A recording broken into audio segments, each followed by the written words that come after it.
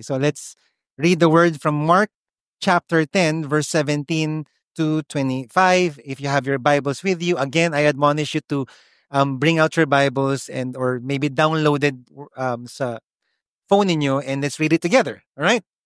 So, verse 17, and as he was setting out in his journey, a man ran up and knelt before him and asked him, Good teacher, what must I do to inherit the eternal life? And Jesus said to him, Why do you call me good? No one is good except God alone.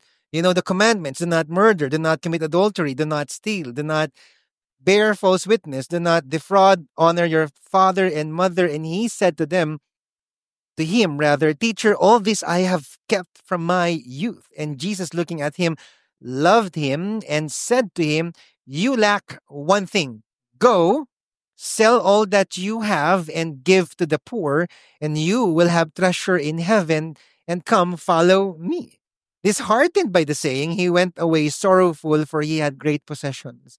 And Jesus looked around and said to his disciples, How difficult it will be for those who have wealth to enter the kingdom of God. And the disciples were amazed at his words. But Jesus said to them again, Children, how difficult it is to enter the kingdom of God. It is easier to enter. It is easier for a camel to go through the eye of a needle than for a rich person to enter the kingdom of God. Lord God, thank you so much for the reading of your word. I thank you, Lord, for your presence is here because thank you for your word has been spoken today. We thank you for the many miracles that you will do because your word has been spoken. Lord, I pray that we will experience and encounter your miracle by the changing of our hearts, Lord God, as we are changed from glory to glory by your name. In Jesus' name I pray. Amen. You may now take your seats. All right. So, it's March already. Grabe, ang bilis po. It's March 2. How time flew so fast. Before you know it, Christmas na po. So, pakisabi sa Academy mo, Merry Christmas. Labo, no? But before that, Holy Week muna. Mag-Holy Week muna po tayo. And during Holy Week, di ba, we commemorate what happened to Jesus Christ on his way to the cross. What we've read, Mark chapter 9, is actually part of the journey papunta po sa crucifixion ni Jesus Christ. In fact, he predicted his death na hindi pa rin naiintindihan ng mga disciples po niya. Now, while he was walking, ang dami pong nasa likod po ni Jesus at least thousands of them, and they are following Jesus for so many reasons. But two of them is political and social reasons because they see Jesus as king who will replace King Herod and will rebel against the Roman Empire. So they would become a world power. Ibig sabihin, magabagong buhay nila, mabibless na po sila ulit. And then, hindi na po sila maghihirap. That's what they were thinking. That's why they were following Jesus. Why are you following Jesus? I guess that's a good question for us. Are you believing for a blessing in life? Are you believing for a greater version of yourself in Christ? Well, that might be true, but I'm not sure what's your intent because there is a high cost on following Jesus Christ. There is a high cost on following Jesus Christ. We need to understand this because as we walk with him, there will be lots of sacrifices. In Victory, we grew up with the sayings. If you're from Victory for so long na nakapag one-to-one ka na, malamang narinig mo na po ito, di ba? Following Christ is all or nothing, di ba? Or maybe you've heard this before, either he is Lord of all or not at all. Grabing demand naman nun. If he's not Jesus if he's not Lord in this particular aspect of your life, then he is not Lord of all. Now, of course, as Christians, we believe in progressive sanctification.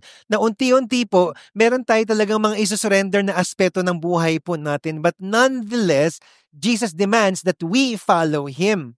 Meaning, there is a cost. There should be a complete surrender. And 3, no competition. Pakisabi, no competition. Wala dapat kakompetensya ang Panginoon sa buhay po natin. And I think that's the question I want you to ponder. So, I've been struggling with this and I want to give you my struggle, okay? I want to pass on the struggle I had while making this preaching. Is it wrong for anything or anyone to compete with Christ? Is it wrong? Of course, your obvious answer will be, yes, it's wrong. Let's try the second question. Should Jesus be secured enough if sometimes we choose him second, at least in one aspect of our lives? Yung 90% kay Jesus, pero ito lang 10% hindi mo na kay Christ. Would he be insecure of that? Number three, is it called competition when I don't just want discomfort at this time? After all, He is still my Lord. So parang pag sinabi ng boss mo, pakidoktor na lang, if you're an accountant here, pakidoktor muna to kasi para okay tayo sa tax. Eh okay, yun lang, ang liit lang naman nun. Konting discomfort lang naman yun eh. Pero will you do that?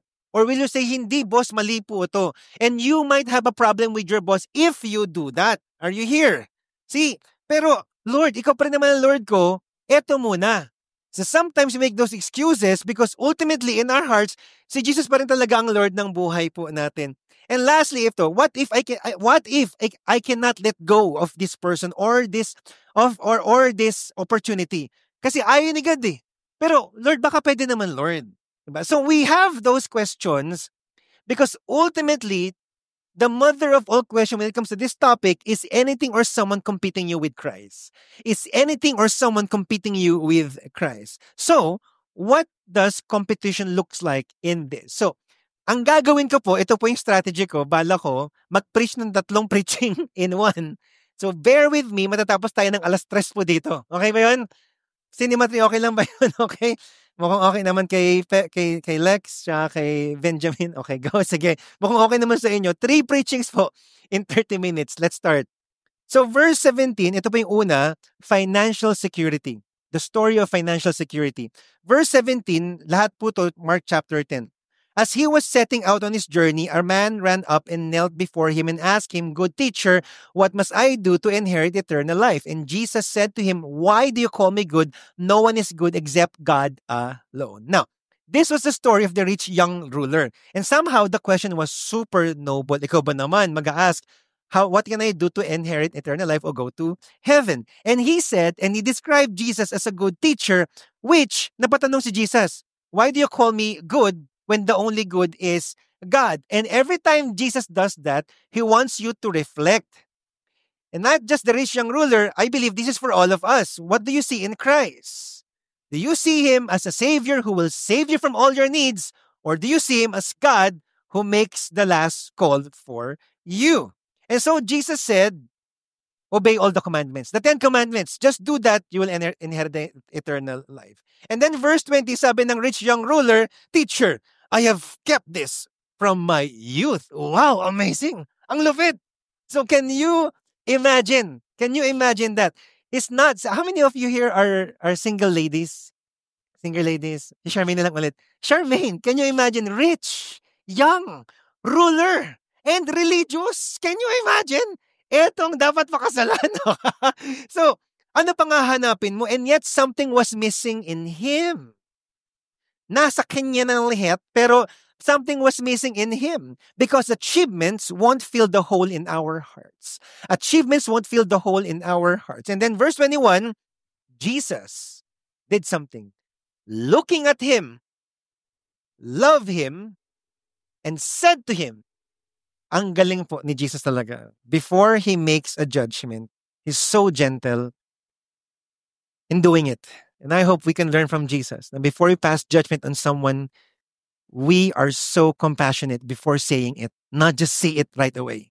Unless mga hipokrito po yun, which Jesus said, "You brood of viper." But in this case, here's what Jesus said. You lack one thing.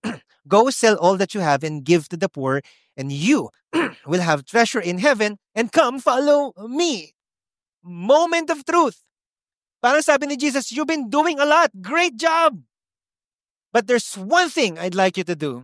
If you really want to inherit eternal life, come follow me. But before you do that, give your wealth and all your possessions. Moment of truth. And what happened was, verse 22, disheartened by the saying, he went away sorrowful, for he had great possession. How sad. Because this guy, the one person who could fill the hole in this person's life, was the very person he did not choose to follow because of his great wealth. How ironic. And the great irony is this, is that sometimes people are always looking for answers in life, and yet when the ultimate answer comes, they reject it. I like it. Color yellow. Ultimate answer. Who is Jesus Christ? Right? We always pray, Lord God, Lord God, I pray that you do this to me. And when Jesus gives you the answer, will you do it talaga? He is the ultimate answer. And that's the challenge. And then Jesus said in verse 23 to 24, Jesus looked around and said to his disciples, kasi ang daming nagpa-follow sa kanya. Are you really sure you want to follow me? Are you really following me? Or are you just following a blessed life? Are you here? When you say blessed life, a materially blessed life, how difficult it will be for those who have wealth to enter the kingdom of God. And the disciples were amazed at these words because Jesus said to them again, children, how difficult it is to enter the kingdom of God. Now, that's the problem. Kasi during that time, in their culture, they thought that if you're rich, ibig sabihin God is blessing you. You're closer to God. All right? Ganun pa paniniwala nila. And when Jesus said, this guy, this rich young ruler, who has done everything, the religious stuff, hindi pa rin siya makapunta. Paano naman kami? Sabi ng mga disciples. Can you imagine that? Who would go to heaven? Now, that's a problem. This was a guy who was noble at a young age, okay naman talaga, followed all the laws of God but was not truly following God at all. So my question is this, is having wealth wrong? How many of you want to be richer? Raise your hands. Mali kayong lahat. Joke lang, di ba? I mean, is having wealth wrong? Of course not. Is gaining wealth wrong? Of course not. Would God always command us to give everything to the poor? In this case, it depends. Because there was a deeper issue. And what's the deeper issue? The rich young ruler thought that by finding a greater law other than the 10 commandments na ginagawa na po niya, he could control his future because ganun po siya mag-isip. I want to control my life. I want to control my future. If I can obey a greater law, okay na ako kay God. But the sad reality is, something was controlling him, his wealth. Verse 25, that's why Jesus said, it is easier for a camel to go through the eye of a needle than for a rich person to enter the kingdom of God. How does it look like? Do we have a picture of that?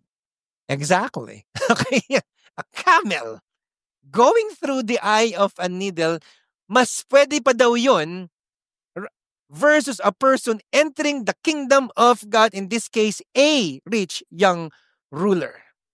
Imposible tuloy ngayon na. Parang, Lord, imposible nga mangyari to, lalo na kung paano ka makakapunta kay God. More than going to heaven and having eternal life. Again, this doesn't refer to all rich people. How many of you here, you're seated beside someone who is a rich person? Raise your hands. A rich person. Yes. Come on. Diba? By faith. Okay, so but to people like the rich young ruler who have been controlled by wealth. So this is not about rich people or poor people, but if you're being controlled by wealth, that's the thing. And that's why Jesus talked about money more than hell. Because it's a huge issue of competition with Jesus Christ. What the rich young ruler did not see or did not understand was this. Jesus is a good God. How many of you are glad that Jesus is a good God? And as a good God, don't you think He will provide for us? Are you here? Don't you think He will take care of us? Hindi po nakita yon ng rich young ruler. That's why sabi ni Jesus, why do you call me good? Only God is good. He wanted to reflect, to have a deeper relationship with Him. Knowing that if you have Christ in your life, you have the ultimate richness. Are you here? That's why, instead of our possession controlling us, live free that in Christ we are His possession. Now, hindi po tayo bagay. Hindi po. Ang context po niyan ay 1 Peter chapter 2 verse 9. But you are chosen race, a royal priesthood, a holy nation, a people for His own possession. And the meaning of possession here is that we belong in Christ. How many of you belong in Christ? You are God's possession. Hindi po bagay. Ang ibig sabihin, you are God's very own. He takes care of you. And because you are God's very own, you are valuable in His eyes. He will take care. And so it's easy not to be controlled by possession when God when we are God's special possession. My first question is this: who are we under, God or money? God or money? That's the first thing. And this is not for the rich. Nakatabi mo ngayon. This is for all of us. Something that we should ponder. Second story. Thank you, Jesus. Second story na. Family. Financial security. Second F is family. Then Peter began to say, see, we have left everything and followed you. What he was actually saying in that verse, pakit natin ulit yung verse na yun, was this: nakikita mo naman, Lord, yung rich young ruler doesn't want to follow you and leave everything behind. Pero kami, Lord, we left everything and followed you. Ang yabang, no? Ganon yung ibig sabihin yan. And so verse 29, Jesus said, truly I say to you, there is no one who has left house or brothers or sisters or mother or father or children or lands for my sake and for the gospel, who will not receive 100-fold now in this time houses and brothers and sisters and mothers and children and lands with persecutions in the age to come, eternal life. What Jesus was saying is this: if you really want to follow me, you have to leave your family. Ha? Ganun ba talaga yun? Iwan sila? So kung may asawa ka, babay. Yung mga anak, babay mga anak. I will follow Jesus. Ganun ba ibig sabihin nun? We need to study this very further. Should I leave my family for Christ? I understand I should prioritize my family. In fact, in Victory, we value family. But when it comes to family, what does that mean? Here, historical context, because I love history. How many of you love history? So you have, for you to understand this verse, kailangan balikan mo yung history ng Jewish culture. The Judaizers or Jewish people who believe in Judaism, ang tawag sa is Judaizers, okay? Kasi they love Judean. Okay. Nag-work pa din. 20 years ng joke yan, pambihira, okay? So, sa Cinematry ko tumatawa kayo, thank you so much, okay? So, the Judaizers, they follow the Torah. I mean, religiously talaga. At age 8, they have read Torah. How many of you here at age 8, nakabasa na kayo ng Bible? At least man lang isang verse, okay? This guy is 8 years old, hindi pa nag-iPad, hindi pa nag-iPhone. Torah ang binabasa. My goodness, that's a hobby. And then if they really want to follow the law more, they will follow a rabbi, a teacher of the law. Ang tawag po doon is Mishnah. Mishnah means you're gonna leave your family behind because I want to understand more the law by following a rabbi, a teacher. Because they're very religious, my goodness. Now, they see Jesus as a rabbi. Kaya nga, good teacher. Yung ibig sabihin ng rabbi. But he is more than that. How many of you believe that Jesus is more than a good teacher? Definitely, he's our God. But if they really see him as a rabbi, then they would follow him. They understand the culture eh. If that's why Jesus said, do sa libo-libo nag-follow sa kanya, do you really understand what you're going through right now, what you're doing right now? Because if I am really a rabbi, you're gonna follow me till the ends of the earth. Because that would mean not following thousands of years of religious identity. They're going to neglect Judaism for Jesus Christ. And they will be persecuted by their family. Now, family during that time represents the following: economic security, religious identity, and social status. Family was everything back then. Family defined people back then. Sa atin, sa mga Pilipino, yeah, medyo, pero hindi na po masyadong ngayon. Marami na po tayong pinagkukuha ng identity, but during that time, family defines them. And so if they follow Jesus, they're losing this. They're losing everything. And it's more than emotional. It's everything. Are you really willing to follow Jesus Christ? Because if your family starts persecuting you for your faith, will you reject Jesus? Or will you stand on your faith? That's the meaning of this verse. So it's not you leaving your family, bahala kayo, mamumundok na ako, bahala kayo dyan. Hindi po ganun ibig sabihin nito. It's standing firm in the relationship no matter what. What is it not? Kailangan ko itong explain para hindi po tayo magkagulo dito paglabas natin. Ministry is not equal to Jesus. But Jesus would make you do ministry. Okay ba yan? Because Jesus said, sabi ni Jesus, leave your family. So magmi-ministry mo na ako kahit magulo. Yung pamilya ko, bahala ka sa mga buhay niyo, mag-a-assure ako. Bahala na kayo dyan. Basta ako, kakanta ako dito. Diba? have all of me. Ang weird, no? Okay, have all of me pero iniwan yung family. Hindi po yung ibig sabihin nun. Or maybe mag-ministry mo na ako dito, babaguhin ko yung mundo, pero magulo naman yung marriage ko, magulo naman yung buhay ko, nabubulok ako sa kasalanan. That's not what it means. What it means is relationship with Christ. And in our relationship with Him, you might be rejected by your faith. Anong ginagawa mo? Why are you following Jesus? That's what it means. Are you standing on your faith? Kahit na persecute ka na ng family mo. I mean, when we were younger, the 90s, ang tawag sa mga born again ay born against. Di ba? E talaga bugin ko kaya ito. Parang ganon. That's persecution. So, let me give you a story. My mom and my dad left their beliefs in 1982 for Christianity. And my family, my relatives, thought na baliw na yata tatay ko tsaka nanay ko because they were really into religiosity. Worst, in their eyes, nagpastor si Papa. At least 2 years later, bagong Kristiyano, nagpastor kagad. Lalong, ay, grabe tatay. And then, we were still young back then kasi I was born in 1981. Right now, I am around 23. Okay, so there. So, ay, grabe kayo. Sige, 24. Okay, sige. I just turned 24. Okay. Thank you po. Thank you. Okay, so, and my family members would talk to me. Kami mga bata, mga high school pa lang yata kami nun, baka yung tatay nyo, yung nanay nyo, parang iniwan na ang lahat para lang sa religion na yan. Ganun po, but my father stood firm. Are you willing to do that? Kahit pa nag-uusapan na kayo. Pag niloloko na kayo, kapatid, ganyan, amen. Pag ginaganon na kayo, will you stand firm? So in 2017, it's my turn to be a pastor kasi I heard from God na anak, magpastor ka na. And then, of course, parang FYI lang dapat sa magulang ko. Kasi pastor naman sila dati eh. So I told my dad and my mom, Pa, Mama, good news. I heard from God, magpapastor ako. And the answer of my parents was, no. Ha? Bakit no? Mga ipokrito. Nagpastor kayo ah. Kasi naghihirap kami talaga. Ayaw niya maghirap din ako.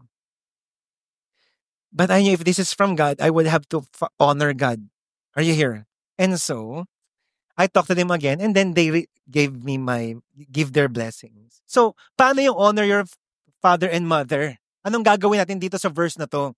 Well, you need to understand it was given to an entire nation, Israel, that ultimately God is the ultimate lawgiver. How redundant. Ultimately, God is the ultimate lawgiver. Okay, so, ganun po.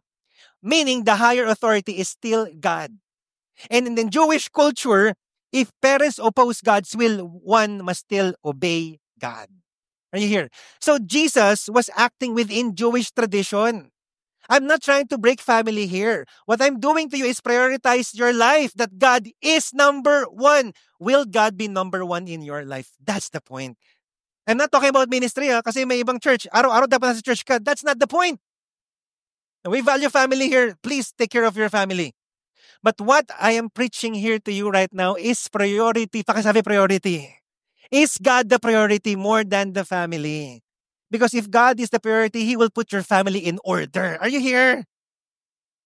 Paano asawa ko hindi Christian? Hiwalayan mo na. Joke. Hindi po totoo yun. Okay? Kasi sinabi po ni St. Paul mismo, stay there. Because the point is not you have a different religion. The point is relationship with God pa rin. Relationship with God. Stay there, but stay with God. What this means for us is that in Christ, now in Christ, you have a new identity. Family is not your identity anymore. Your identity is in Christ. Now you have a greater family. Look around you, back and forth, left and right. Pakisabi sa kanila, kapatid na pala kita. Come on, pakitanong. Pakisabi pala, kapatid pala kita. That's the point. Ang sinasabi ni Jesus, you have a greater family. Also in Cinematria, wag kayong nonchalant dyan. Okay, so you have a greater family, you have a bigger family. Your identity comes from Him from now on. And God is our Father in heaven. So second question, who defines us, God or relationship? Last preaching, oh my goodness. Last preaching, financial security, family, future ambition, which all of us have. Greatness. How many of you here, you want greatness in life? Raise your hands. Of course, it's okay. I want to see you, Paul, to be a great businessman. a multi-billionaire. Come on. Okay. I want to see you to be a charming wife one day. All right. So, Romel, I want to see you to be a great father. So, it's okay to pray for that. Eh, ano tong future ambition na to? Okay, let's see from verse 35. And James and John, sons of Zebedee, came up to him and said, Teacher, we want you to do for us whatever we ask of you. Pampira tong mga to, di ba? And Jesus said, napaka-gentle talaga ni Jesus. Baka sabi nga sa katabi mo, be gentle ha. Napaka-gentle. And he said, what do you want me to do for you? And they said to him, grant us to sit one at your right hand and one at your left hand in your glory. Now, ano po kasi nangyayari dito? Again, thousands were following Jesus. They're expecting him to be a political king. And if Jesus is your best friend, anong iniisip mo? Jesus, baka pwede mo akong gawing gobernador ng Pangasinan. Jesus, baka pwede akong maging kahit sa DPWH para makagawa ako ng mga magagandang tulay. Okay? So, or if you know, you know. Okay? So, hindi kayo tumawa. Para, pag-pray natin na walang masisirang 1.2 billion na ano naman na, di ba? So, anyway, so ganun yung inaas nila. Lord Jesus, baka pwede ako maging mayor ng Manila. So, ganun. Kasi nga naman, si Jesus best friend mo. Right? And thousands were following him. This is called future ambition. Because in their mind, pagod na sila sa buhay na mahirap. Under the oppression of Roman Empire, they're always being a slave of the Roman Empire. This time, kami naman ang mga boss. Hey, hello, si Jesus ang best friend mo, magiging hari. What they're asking Jesus is status and power. And I believe all of us want that.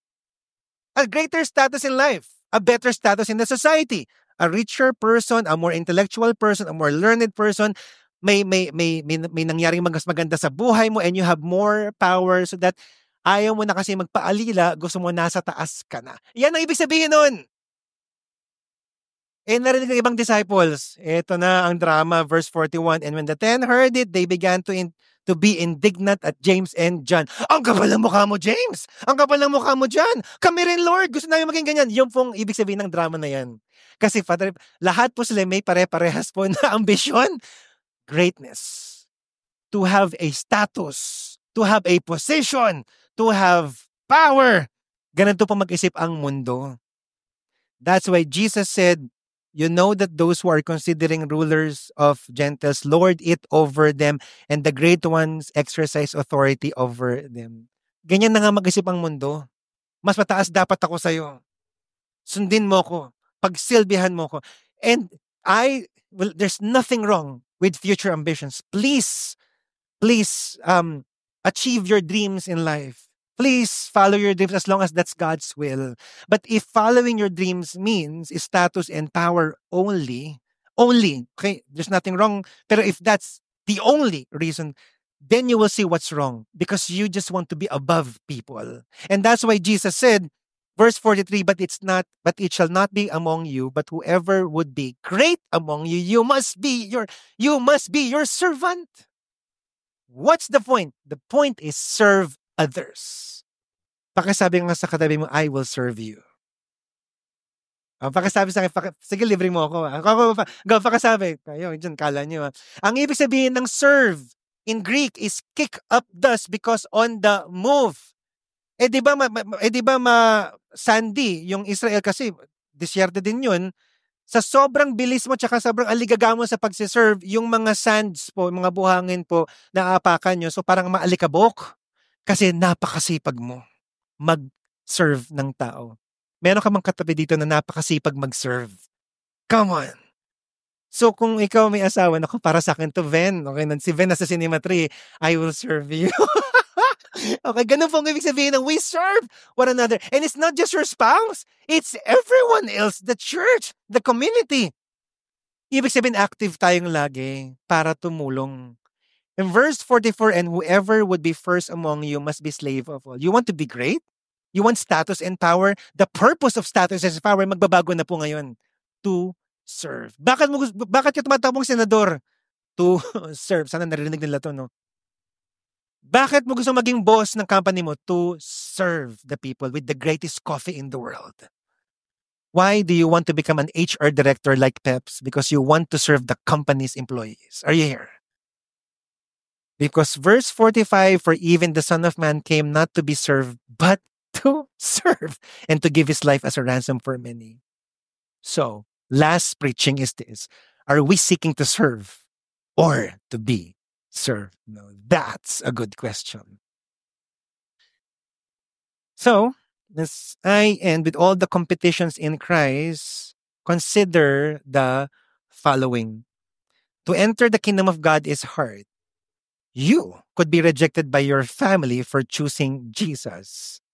And the greatest ambition is to serve, not to be served. Sorry, to be served. Because this is life in Christ. It is a life of making choices every day to follow Him. Are you ready for this? How long have you been ready for this? Is it,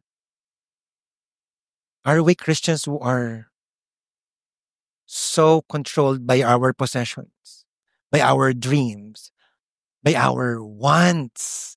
And this goes beyond those trees. Sino ba talaga ang nasusunod sa atin? Tayo or si Jesus? That's life in Christ. It's a constant making decision. I'm gonna follow you. It looks so impossible, yes. It's impossible to enter the kingdom of God. It's impossible to also, it looks so impossible to live in the kingdom of God kasi lagi may sacrifices. Siya dapat na nasusunod. There could be rejections. That's why verse 27, Jesus looked at them and said, with man it is impossible, but with God, sabay-sabay po tayo, pati Cinema 3, 1, 2, 3, go. For all things are possible with God. How many of you are glad that all things are possible with God? Come on.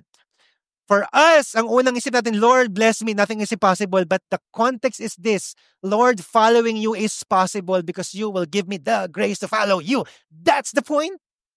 To be a disciple is not impossible because I will make you one, because that's the cause of following Jesus Christ. And if you think it's possible, it's impossible, think again. Someone did it first. Jesus became poor for our sake. 2 Corinthians 8 and 9. He was rich, the creator of the universe, and he became poor by becoming human here on earth. He made it possible. Kaya natin gawin to. We cannot be controlled by our possession. Jesus did it first. Second, he left his home, the comfort of his home in heaven for the mission. John 6:38. So if your family rejects you, you stand firm in your faith. Kahit pinagtatawanan na kayo, kahit tanggalin na po yung mana or whatsoever, I will obey you, Lord. Kahit na may mawawala sa'yo, uunahin pa rin kita, Panginoon, kasi you are Lord. And then lastly, he became a servant. In Philippians chapter 2, verse 5 to 7. Someone made it first. Philippians chapter 2, verse 5. Have this mind among yourself, which is yours in Christ Jesus, who though he was in the form of God, did not count equality with God a thing to be grasped, but emptied himself by taking the form of a servant, being born in the likeness of man and being found in human form. He humbled himself by becoming obedient to the point of death, even death on the cross. That's the life of Jesus Christ. He served us by dying on the cross. If you think the cost of following Christ was high, the price he paid was unimaginably higher. His life. So that in Christ, it would be possible for all of us here to inherit the kingdom of God, and it will be possible for us to make the sacrifice. Not sacrifice, but sacrifices just in order to obey God. What's our response then? Let me continue. Philippians chapter 2, verse 9. Therefore, God has highly exalted him and bestowed on him the name that is above every name, so that at the name of Jesus every knee should bow in heaven and on earth and under the earth, and every tongue confess that Jesus Christ is what? Lord. He is Lord, to the glory of the Father, the glory of God the Father. My point is this. Lordship. That's the point. Lordship. Going back to my 4 questions, is it wrong for any to compete with Jesus? Of course, because He is Lord. Should Jesus be secured enough if sometimes we choose Him second in the first place? Why would you choose Him second? He should be first because He is Lord. Is it called competition when I don't just want discomfort at this time? That's the point. If Jesus is Lord and we're living in an evil world, there will be discomfort if you will follow Him. What if I cannot let go right now? You can let go because there's a greater life that awaits you in the Lordship of Jesus Christ. He is Lord. And in Him, there's the greatest satisfaction on earth. In Him, just by being with Him, your life is already blessed. So if you are waiting for a blessing in life other than Jesus Christ, think again. In Christ, you are already blessed. And therefore, when Jesus is the Lord, there is no more competition, but only submission.